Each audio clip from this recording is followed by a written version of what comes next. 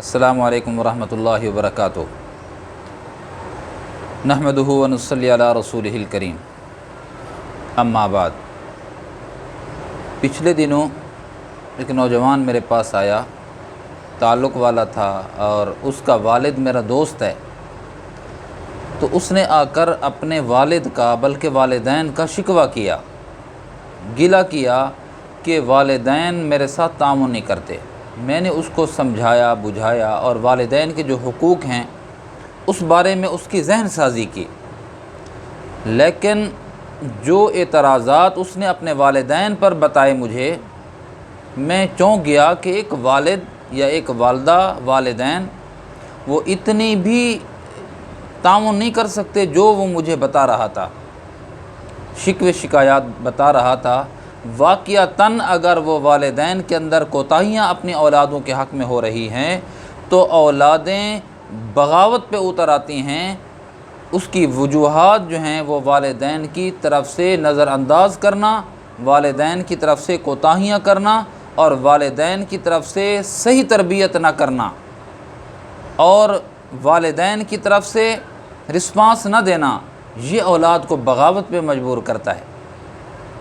बड़ी अजीब बात, जब मैं वालिदैन के फ़ज़ाइल उसके सामने बयान कर रहा था, वो भी पढ़ा लिखा आदमी था, लड़का था, तो उसने बड़ी अजीब बात कही। मैं वालिदैन से यही अर्ज़ करना चाहता हूँ, कहने लगा मौलाना आप जो हमें दर्स दे रहे हैं, मुझे आप दर्स दे रहे हैं कि वालिदैन के ये हुकूक हैं, आप वालिदैन का कदर करना है, वालिदैन के कदमों के तले, माँ के कदमों के तले जन्नत है, बाप जन्नत का दरवाज़ा है, ये सारी बातें बजा, कभी आपने वालिदैन को भी ये दर्स दिया अपने खुतबात में, अपने जुमात में, अपनी तकरीरों में, अपने दुरूस में, सोशल मीडिया पे कभी कॉलम लिखा हो, कभी आपने एक वीडियो बना दी हो वालिदैन के लिए जो ख़ास हो? आप हमें तो दर्स देते रहते हैं, वालिदैन के लिए कभी बताए? कहने लगा कि मैं कारोबारी बंदा हूँ।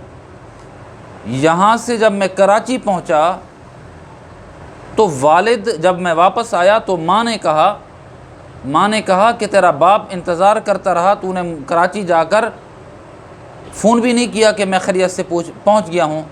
उसने जो बड़ी अजीब बात कही वो मैं आप हज़रात से शेयर करना चाहता हूँ।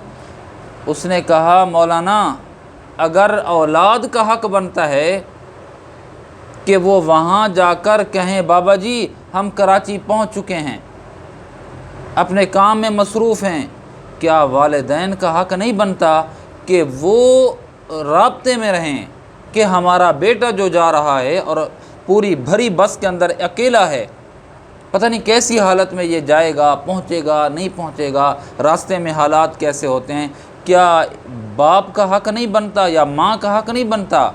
पैकेज होने के बावजूद भी कि वो एक कॉल करके पूछ लें बेटा कहाँ पहुँचे हो, कैसी हालत है, कैसी गुज़री है, कहाँ पहुँचे हो, क्या कर रहे हो।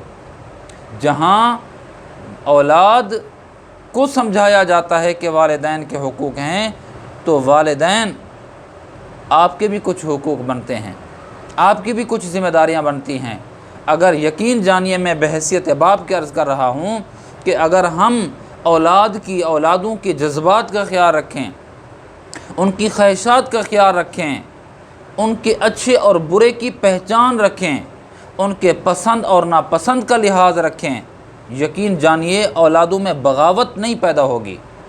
औलादों में बगावत की सबसे बड़ी वजह यही होती है, हम वालिदैन समझ कर भी दानिस्ता तौर पर उनकी पसंद और नापसंद का ख्याल ही नहीं रखते, अपने जज्बात का ख्याल रखते हैं, अपनी सोच का ख्याल रखते हैं। मेरी औलाद क्या सोच रही है, मेरी औलाद की क्या सोच है, मेरी औलाद को क्या पसंद है, मेरी औलाद के लिए क्या बेहतरी है, इस ज़माने में औलाद के जीने के लिए क्या उनको ज़रूरत है। अगर इन चीज़ों पर हमने सोच विचार शुरू कर दी ए वालिदैन, तो औलादें आपके पाँव धोकर पिएंगी, बगावत नहीं करेंगी।